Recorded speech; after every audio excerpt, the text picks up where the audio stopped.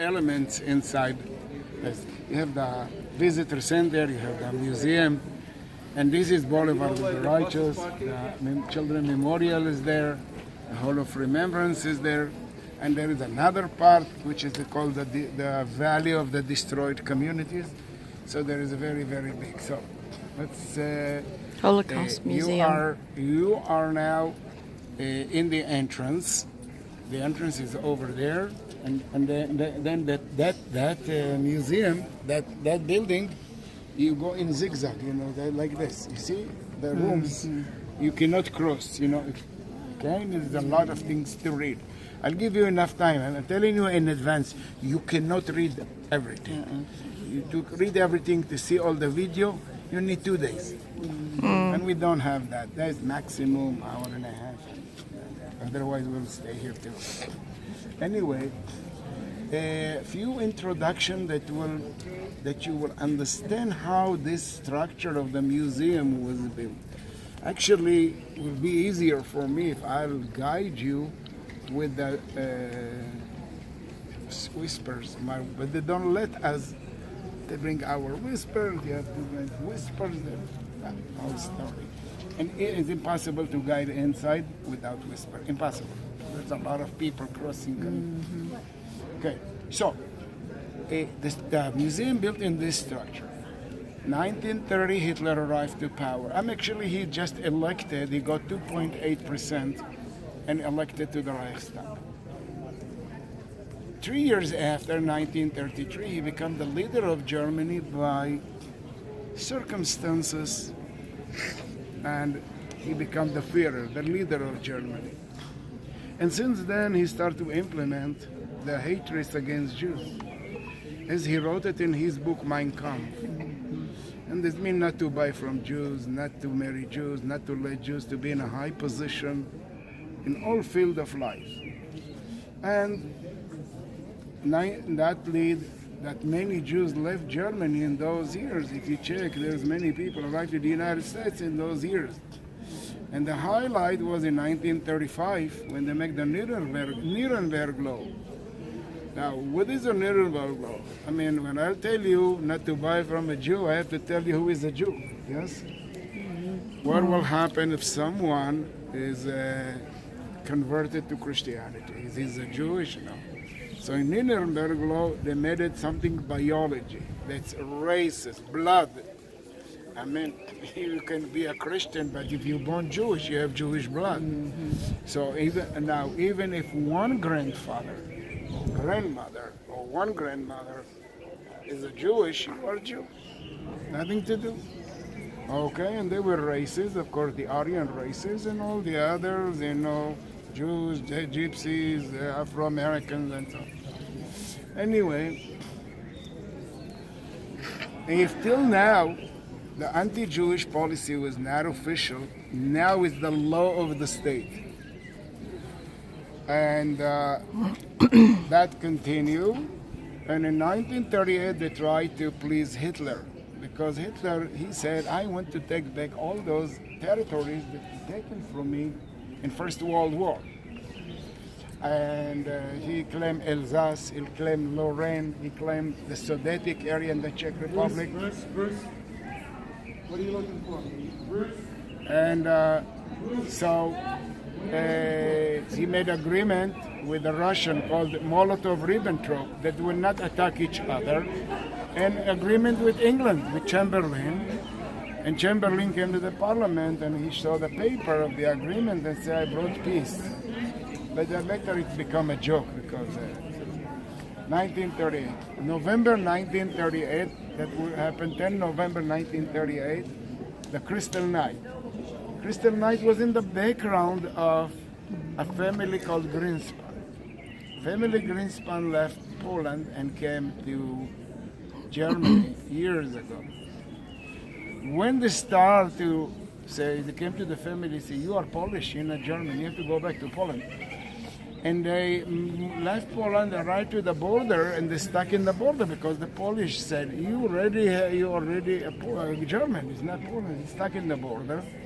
Their son Herschel, who was in Paris, he was so upset because his parents wrote him the situation in the snow, in the cold of November 38. So he saw a diplomat, German diplomat in Paris, and he shot him and killed him.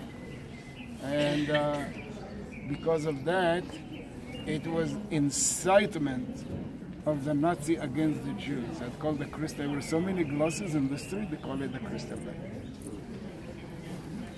September 1939, the invasion to Poland, the Second World War started. And in 3 weeks, the Wehrmacht, the German army, captured all Poland. And Poland is big. And since then, they start to look for Jews all over. Because in Poland at that time, there were 3.3 million. And for example, in Germany, there were only 550,000. And when they are behind the German army, there was the SS, which is like the security service. I think the SS, that they had special units that called Einsatzgruppen, A, B, C, and D, that following the army, and their job to go from village to village, from town to town, look for Jews, bring them to forests, and kill them in the forest, and there's many places in Poland you can find them, and in Ukraine, and in Croatia. So that is,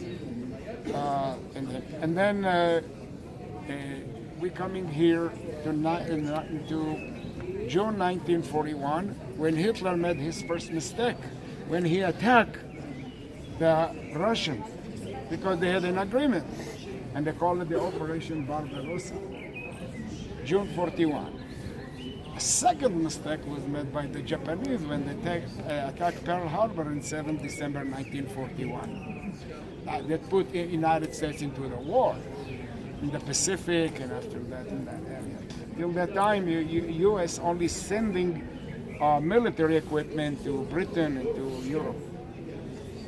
And 1941, beginning in January 1942, there was the Wannsee meeting, which was, Wannsee was a suburb near Berlin, South Berlin.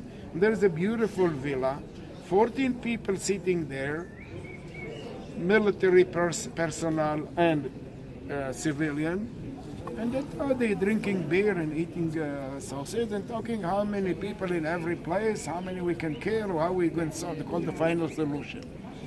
9 of them had PhD, by the way, so they were not stupid, and they know what they're doing. And that's 42. And the end was in 1945. It was the end of the war, because when the Russian went into the war, just in Stalingrad, 2 million people killed. 2 million in Stalingrad. 1945 was the end of the war. Now, the tragedy of the Jewish people that murdered the 6 million, among them there was 1.5 million children under 80. And the second tragedy, that the world lost between 50 to 70 million people. 50 million all agree. Some take it to 70, some say 65, but so that's why I say between 50 to 70 million people lost their life. I think Germany, something between 7 to 10 million, just to his people. Because there was, so in memory of those, in those 6 million, we opened this site, and among all this darkness, there was people, like today about 26 to 30,000, 26,000 for sure. Non-Jews who say Jews, but not for money or any benefit. And we call them righteous among the nations. And by that they put themselves in danger. Some of them famous, some of them not, like Oscar Schindler. You see that tree over there with the 2 trunks? See that one? See that one? That is the tree of Oscar Schindler. After we establishment this place, we build this place, we invite them to plant a tree in Yad Vashem. This tree, for example, for a famous man, his name Raoul Wallenberg. Raoul Wallenberg was ambassador of Sweden in Budapest, and he saved 100,000 Jews. And in the end, the Russian kidnapped him, and he died somewhere in Siberia.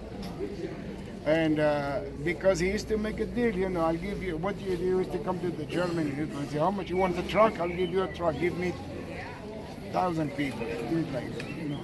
So the Russians thought that he was collaborate with them. Anyway, there was many people, many of them from Poland, from all over, and that's the story of this place. Okay?